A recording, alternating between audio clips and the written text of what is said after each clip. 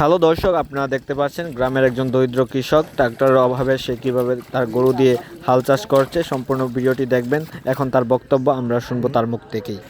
ওরে মামা, কতক্ষণ ধরে এখানে হাল বাইতেছ গরু দিয়া? হ্যাঁ 10 মিনিট।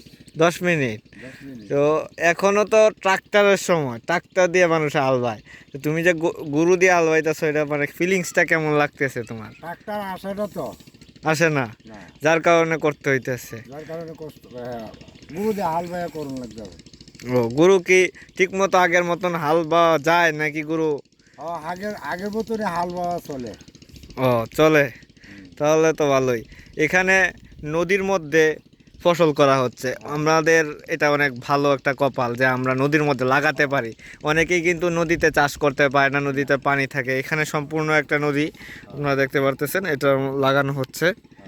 এবং গ্রামের কৃষকেরা যার যার বাড়ির পিছনে যার যার জমিন তারা নিজেরাই লাগাচ্ছে। গরু দিয়ে হাল চাষ করা একটি প্রাচীন পদ্ধতি।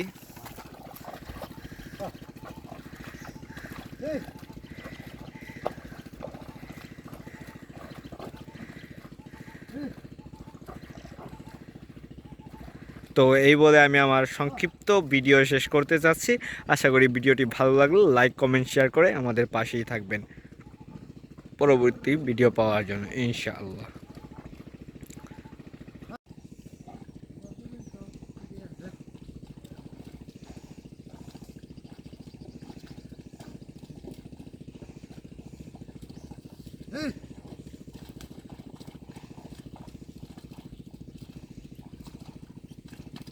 হ্যাঁ,